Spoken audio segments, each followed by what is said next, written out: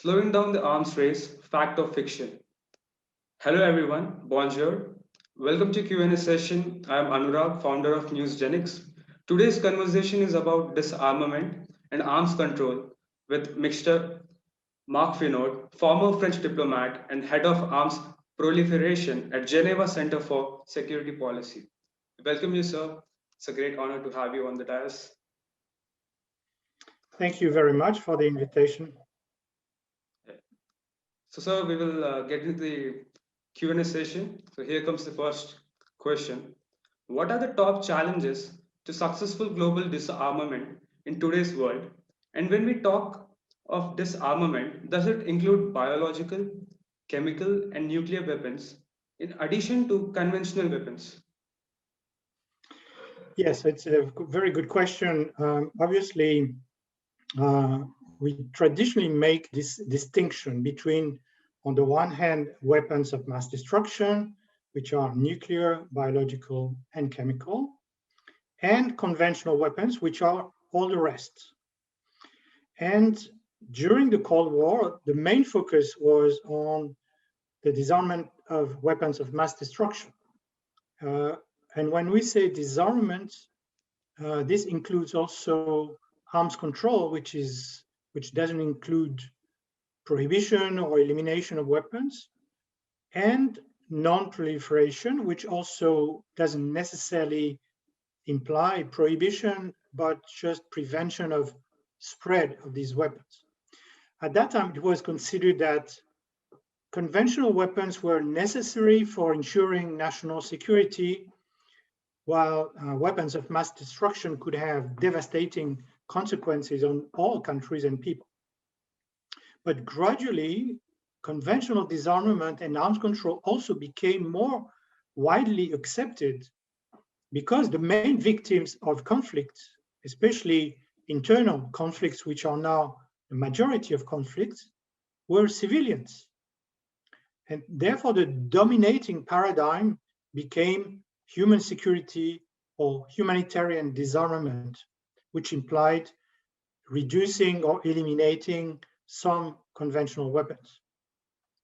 Well, in Europe, for instance, after the end of the Cold War, this led to the elimination of huge numbers of excess conventional weapons, battle tanks, fighter aircraft,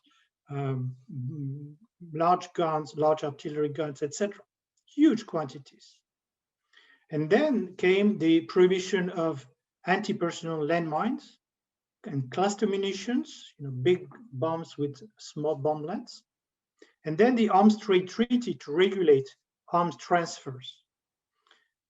And the same paradigm was also recently applied to the last category of weapons of mass destruction, which had not been prohibited, nuclear weapons, with the Treaty on the Prohibition of Nuclear Weapons, because of their potential catastrophic humanitarian consequences.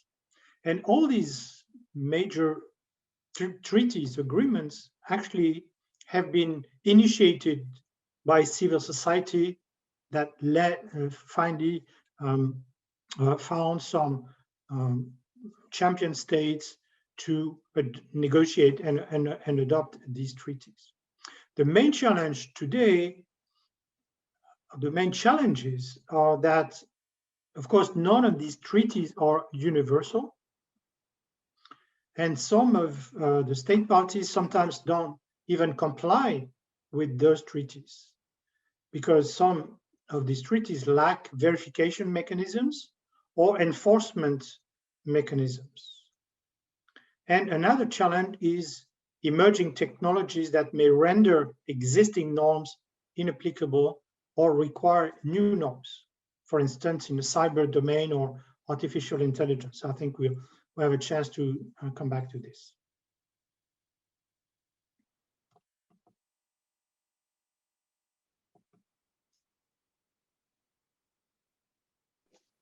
Thank you, sir, for this question. And next question is, what are the biggest security threats in the world beyond weapons of war, such as climate change, etc.? What are the security threats you see emerging over the next 10 years? Yes, there is actually growing consensus, understanding among think tanks, leaders, researchers, that the three main existential threats to the world are climate crisis, repeated and uncontrollable pandemics, such as the one we're under now, and intentional or unintentional explosions of nuclear weapons. These are the three main existential threats which are mentioned most often. And if you look at these threats, they are actually interrelated. As we know, pandemics now can be aggravated by man-made deforestation that also fuels climate change. Any nuclear war would cause a nuclear winter and world famine. Extreme weather events or sea level rise can also endanger military nuclear sites. And of course, all these risks can also be aggravated by technological developments like cyber attacks on nuclear command and control systems, or reliance on artificial intelligence to make weapon systems more autonomous. And again, we'll have a chance to come back to this, but in my view, these are the three main threats that humanity should work on the most urgently. Yeah.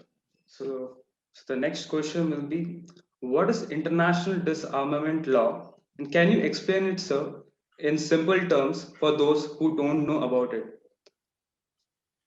What is called international disarmament law is the body of bilateral or multilateral treaties that include provisions on the prohibition and elimination of some weapons, like the Biological Weapons Convention or the Chemical Weapons Convention, the Anti-Personnel Landmine Ban Treaty, or the Cluster Munitions Convention.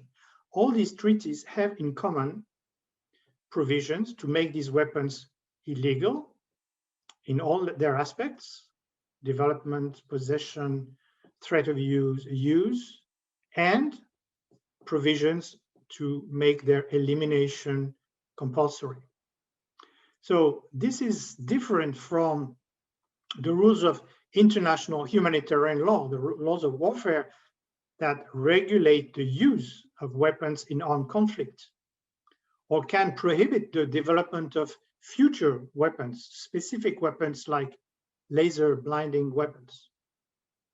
It's also different from arms control, as I said, that only contains the arms race by imposing limits, ceilings on stockpiles, prohibits or regulates testing of weapons, deployments of weapons, etc. And it's also different from non-proliferation, which only limits the spread or transfer of some categories of weapons.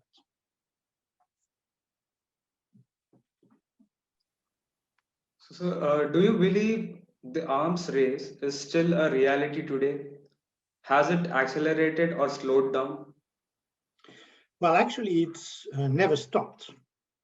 Even if arms control agreements try to contain this arms race and slow it down, now we are in a new phase of an increased arms race, especially between the US on the one hand and Russia and China on the other, with the other nuclear weapon states also following this trend. And this race, in particular between the US and Russia, has developed since a very particular event when the United States, under the Bush administration, decided to withdraw from a very important US-Soviet treaty, the Anti-Ballistic Missile Defense Treaty. This happened in 2001. As a result, Russia feared that the US would deploy effective defenses against a Russian nuclear response in case of a US first strike.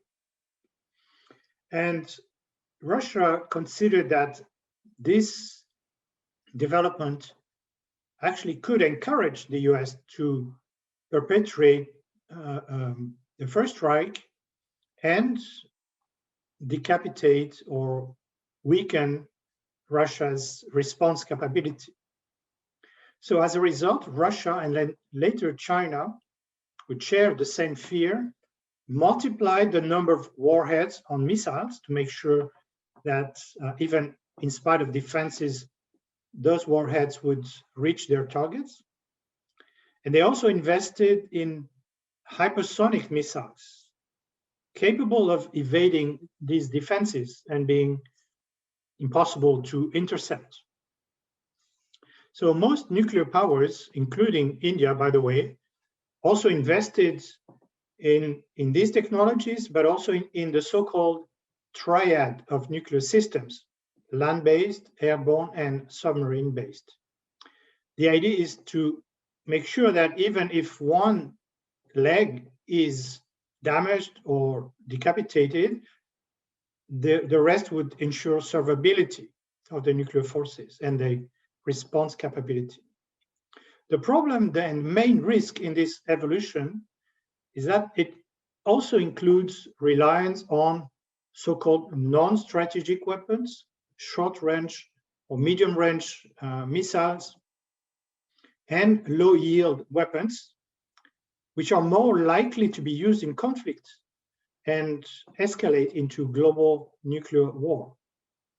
So the result of this evolution is that the threshold of use of nuclear weapons has been reduced dangerously compared to the Cold War. And this is one of the reasons why now even people who were part of this whole nuclear deterrent system, former leaders, former ministers, generals, etc., which are qualified as the realists in international relations, now advocate total nuclear disarmament precisely because of this higher risk of use.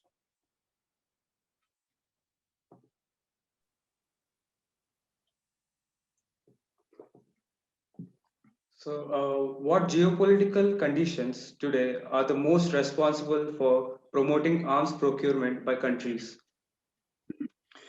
You're right to say that this is very much affected, this arms race or this arms buildup is very much affected by geopolitical conditions. And the main factor is threat perceptions in regional or global environments.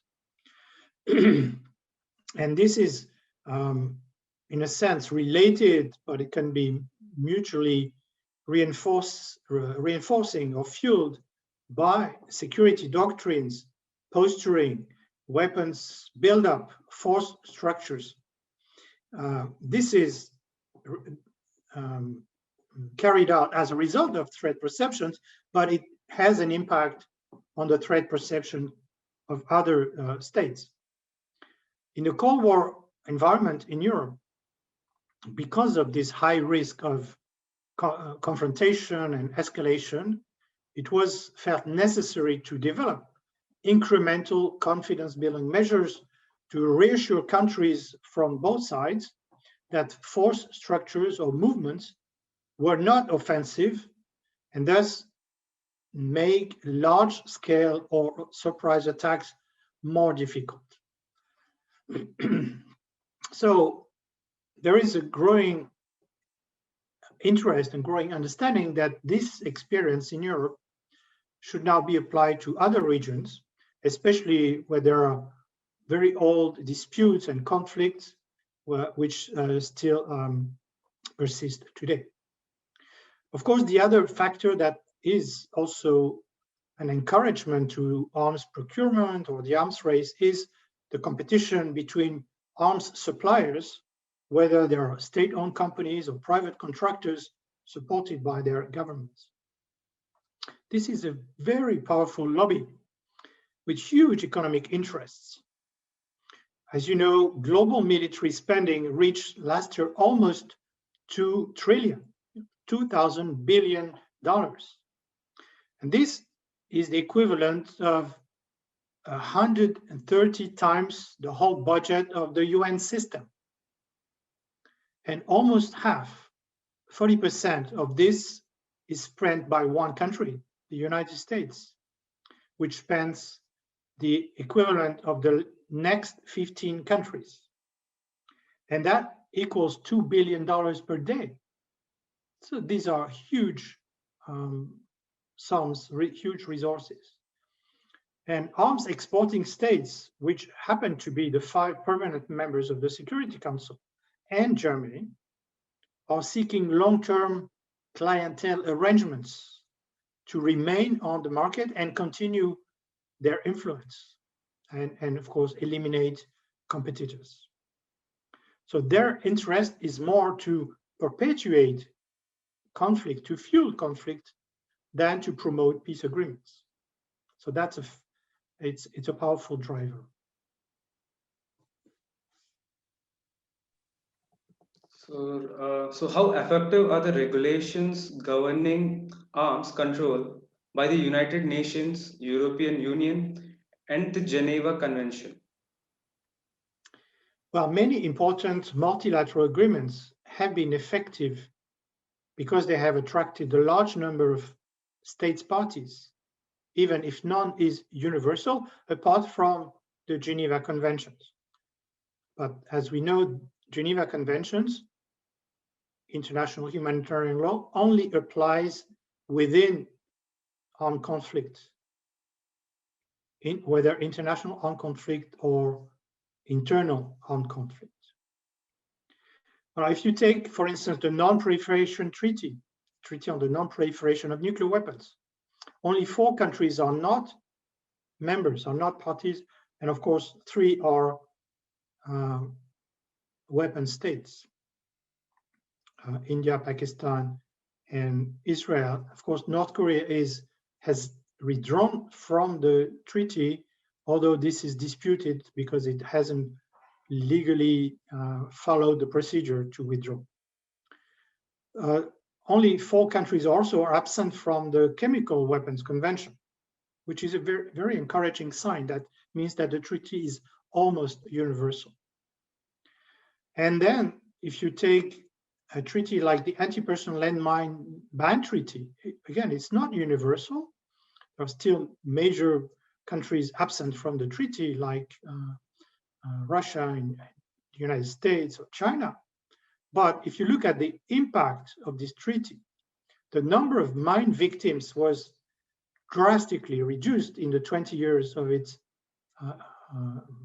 being into force, from 40,000 per year down to 4 to 6,000 per year, depending on the year.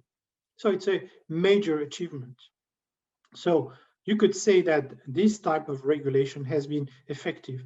Now the question is, what about the absent, the countries that are not party to this treaty? Sometimes, like in the case of the landmine treaty, the United States, for instance, is not party to the treaty.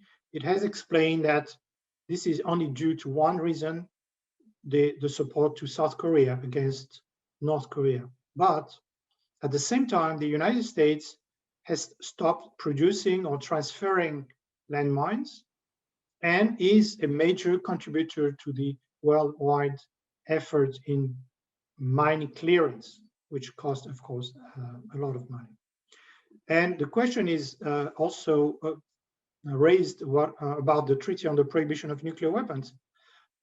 We know that the nuclear armed states are opposed to this treaty.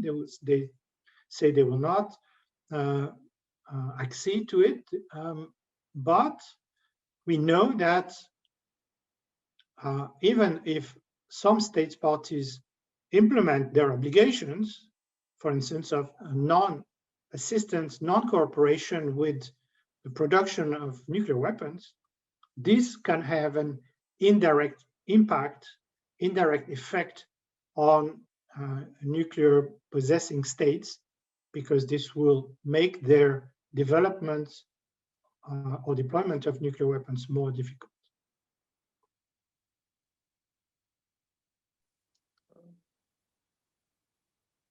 So can you explain the NATO's role, National Atlantic Treaty Organization role in conventional arms control? Well, NATO is a military alliance, so it's not, as a rule, it's not that its main function is not to engage in disarmament. And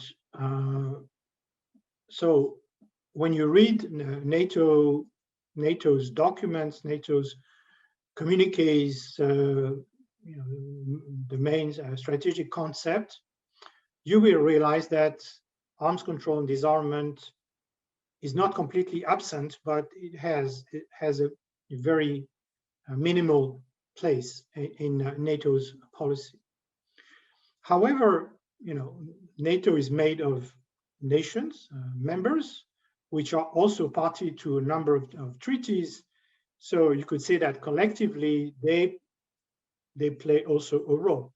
And there are, of course, different approaches. There are countries within NATO, like Germany, for instance, which is a more active supporter of disarmament, including in the nuclear weapons area. Other countries are more reluctant, and I think mostly of the members of the former members of the Warsaw Pact or the Soviet Union, because they have this fear of Russia. They feel that Russia's aggressive policy will be best contained by not appearing weak and not reducing the level of armaments, whether conventional or nuclear. So there is not, I would say that there is the smallest common denominator is to recognize the importance of disarmament, especially for other countries, but you cannot expect NATO as an organization to be a driving force in the area of disarmament. So what more needs to be done by international governing bodies to curb the arms race? Can you mention 3 most important next steps to take? Well, there are a sort of, clusters or series of steps. I would say the first and the most urgent relate to nuclear weapons because of this risk of use of nuclear weapons, which is higher now. So I would say this should remain on the top of priorities, and it should include several approaches which are not necessarily exclusive, like promoting the prohibition or the illegal character of nuclear weapons, because this is a driver, this is a main pressure on nuclear armed states to reduce their reliance and the importance they attach to nuclear weapons. Second, obviously, would be the further reductions in the nuclear stockpiles. And it's a good thing that, for instance, the New START treaty, which was about to expire, was extended for another 5 years between the US and Russia. And that means that the ceilings which have been reached will not be breached. And this will offer an opportunity to negotiate further reductions. And also, as part of these set of measures, they should be also focused on the most dangerous, the most destabilizing programs, such as hypersonic missiles or the reduction of the threshold of use of nuclear weapons. So this, should be the main priorities. Then, of course, there's the chemical weapons and the biological weapons conventions, which have attracted a large number of state parties, but still are not universal. So there should be more efforts to include the absence from those 2 key treaties. The problem with biological weapons, obviously, is that contrary to the Chemical Weapons Convention, the treaty doesn't include verification mechanisms because it's more difficult to verify the production of biological weapons, which can be concealed behind peaceful activities. So that should also be a focus on how to deal with this major lacuna. There was an attempt to negotiate a verification protocol, which was rejected by the United States. But since then, in the last 2 decades, there have been some discussions, some negotiations on what could be done and what should be done to improve compliance with the Biological Weapons Convention. And finally, in the area of conventional disarmament, there are still also major absence. Some key states like Russia, China, India, which are major producers or exporters or importers of weapons, are still absent from some key international conventional disarmament treaties. So efforts should be made by the international committees. This could be done, sort of peer review discussions, regional approaches, where those states which are party to these treaties could demonstrate that not only their own security was not reduced by being members of these treaties, but on the contrary, their national, regional, and collective security has been increased.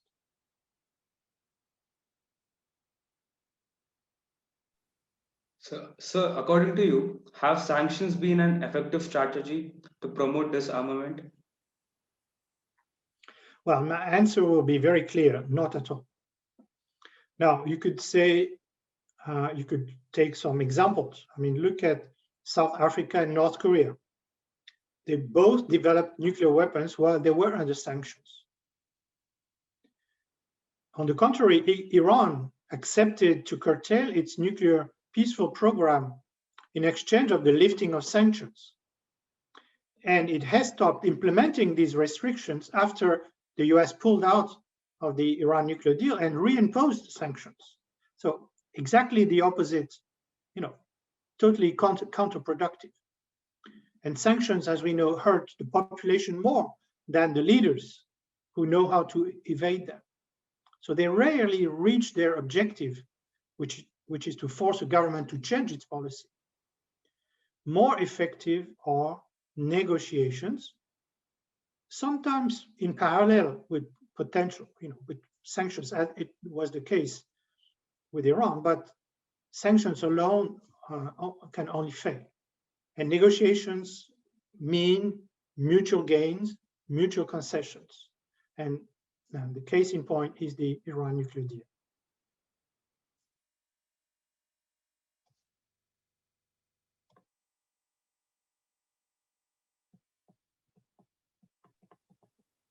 So, how can countries like Russia and the US, who have the most nuclear weapons, lead the way in disarmament?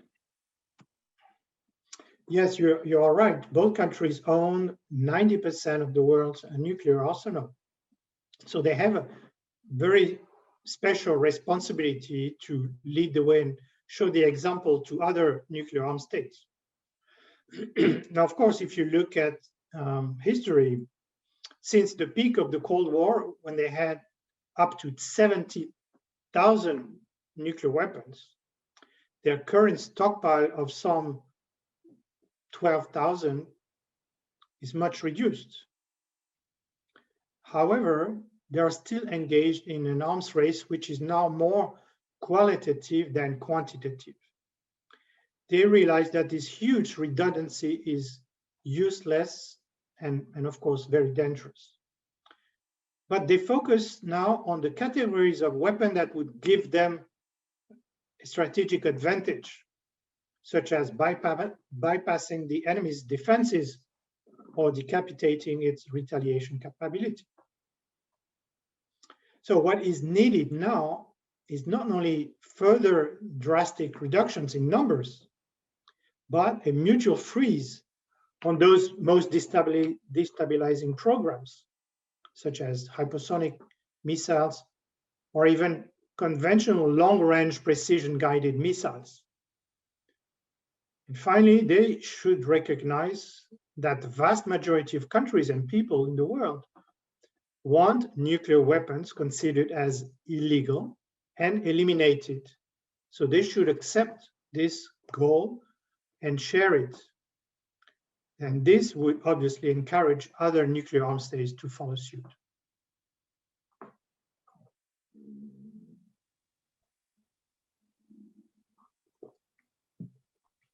How realistic is it to expect war-torn regions to accede to a disarmament? Well, let me come back to the experience of Europe again, which for centuries was war-torn region. Now, this experience has shown that this requires two parallel approaches. First, incremental confidence-building measures that pave the way for disarmament, and cooperation in areas of mutual interest that will not only help solve existing disputes, but also create long-term foundations for peaceful relations. So there is no real dilemma, disarmament first or peace first, as sometimes the question is raised in the Middle East, for instance, about a WMD-free zone, which means, of course, without the nuclear weapons of Israel, without any chemical weapons, without any biological weapons. So this can be done, this can be achieved in parallel. This can be pursued simultaneously.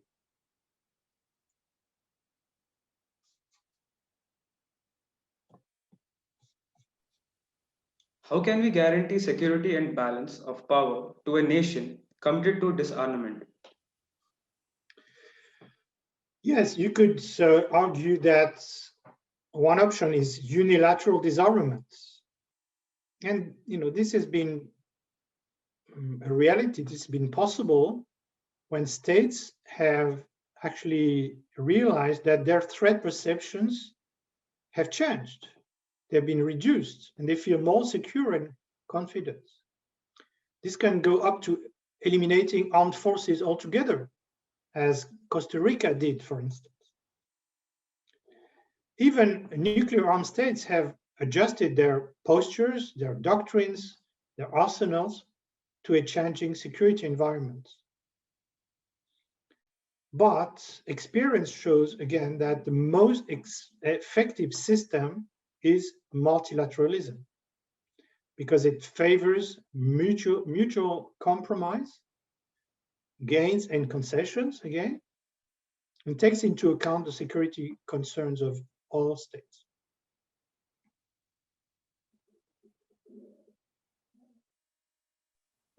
So the last question is, what is the role of emerging technologies on international security and arms control? How much of a threat do they pose? Yes, it's a very good question, and I already touched on some of these aspects. New technologies, emerging technologies, obviously can be a threat. They, for instance, if they are applied in a non-peaceful way as a means of enhancing military capabilities, but they mostly pose a threat to the existing normative system, the existing norms, regulations, in particular, international humanitarian law. Because this body of law, as you know, is applicable in armed conflict. So is it applicable, for instance, now between two countries which are not at war, which are, which have peaceful relations, like, let's say, Russia and the US or China and the US? If cyber attacks are carried out against strategic assets, command and control systems, military facilities, or even worse, civilian facilities like banking systems, hospitals, air control systems, etc., which can have huge humanitarian consequences. Is this compatible with international humanitarian law? although we are not in the framework of armed conflict. So this is a very legitimate question that is being asked. And actually, these rules of international humanitarian law require that even outside armed conflict, this is Article 36 of the 1977 Geneva Protocol, all states must look at all new technologies and develop new weapon systems or new offensive systems only if they can comply with international humanitarian law. This is, for instance, why blinding laser weapons have been prohibited. Although there was some reluctance by some states which had developed these weapons, it was considered as totally in contradiction with rules of warfare. You're not supposed to exert unnecessary suffering. This was beyond military necessity. And so therefore, the whole system was prohibited. Now you have these discussions about lethal autonomous weapon systems. Systems that, whether they are drones or missiles, which are completely autonomous. They are programmed, of course, but once they are programmed, they can decide on their own to choose the target and to kill people. So this is a very dangerous development that is now being discussed within the UN. There are working groups that look at the technologies versus the norms. So there is sort of growing basic consensus that human control should exist at all stages in the whole, it's called man in the loop, meaning that the role of human control cannot stop at the programming stage. It has to be applied throughout the action or the operation of the weapon system. But there is no consensus whether these kind of autonomous weapons should be banned altogether, because some say you can't stop technology. So this is work in progress. There are of course differences of views. It's good that civil society, the private sector, is involved in these negotiations, because obviously this can affect the security of everyone. I just also need to add that technologies can also be an asset that can support arms control and disarmament. They've been used in the past as national technical means, that they were called, spy satellites that can ensure that the other side complies with its obligations. Of course, you have this whole system of nuclear safeguards carried out by the International Atomic Energy Agency, which relies on a lot of technologies of nuclear forensics, analytics, etc. It's the same with potential biological weapons. There are, of course, new technologies that can detect early signs of dangerous pathogens being manipulated or used as a weapon. So again, we should not reject technology as a whole, but make sure that it is used for peaceful purposes and not for hostile purposes. Thank you so much, sir. We are grateful for the valuable time and effort you took to share your thoughts and experiences with us. Your words have given us lots of insights regarding disarmament and arms control. Thank you so much, sir. Thank you for this opportunity, and I remain available whenever you need. Thank you, sir.